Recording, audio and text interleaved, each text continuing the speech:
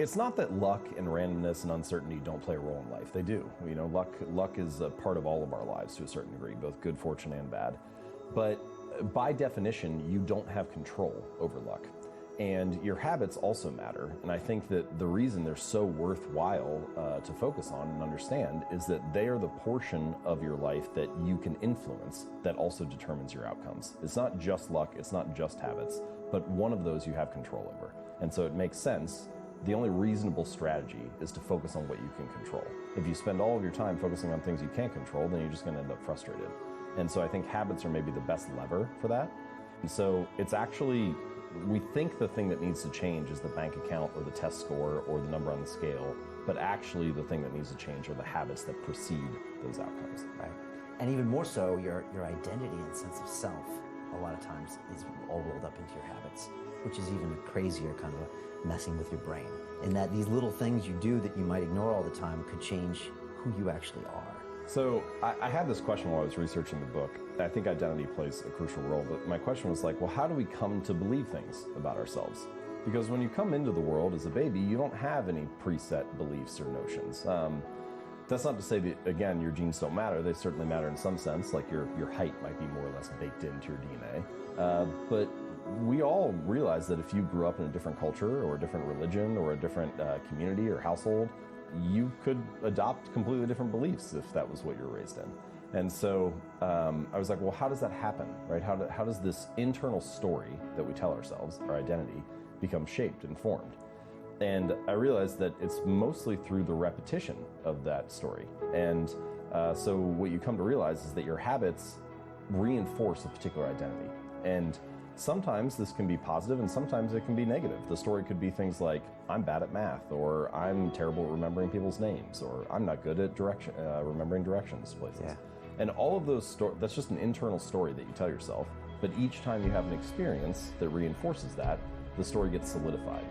And so I think the method, the takeaway here is that every action you take is kind of like a vote for the type of person you want to become.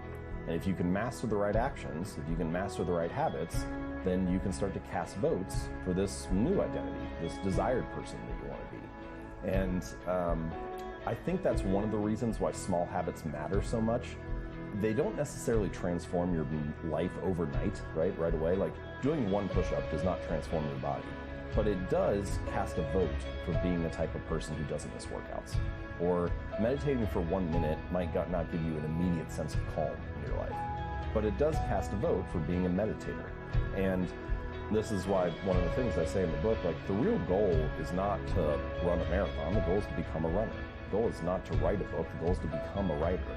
Because once you've adopted that identity, you're really not even pursuing behavior change anymore. You're just kind of acting in alignment with the type of person you already see yourself to be. It's kind of like true behavior change is really identity change. Because once you've changed that internal story, it's way easier to show up each day. You're not even really motivating yourself that much to do it. You're just like, this is who I am now. Yeah, and we'll get into that because the difference between goal. The technical definition of a habit is a behavior that has been repeated enough times to be more or less automatic. So things that you can do pretty much without thinking about them. Unplugging your toaster after you choose, or tying your shoes, or brushing your teeth. Things that you pretty much just go on autopilot. Now, we often use the word habit to mean different things than that, and we can get into this more. Like you might say things like, I want to get in the habit of working out, or I want to get in the habit of writing every day. And I know what you mean when you say that, right? You mean I want to make it a regular practice. I want to make it this daily ritual that I follow. But you're never going to go like on autopilot and forget what you write for an hour, right? Like it's a more effortful, conscious thing. And so we can talk about some of that distinction, particularly with beginning habits. What you really want to do is make the beginning easy.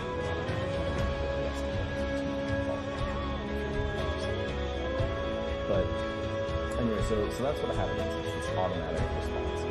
Now, why does the brain build it? What role does it play? Well, as you go through life, you need energy to survive. And this is true not just for humans, but for all organisms. They need some kind of energy to survive.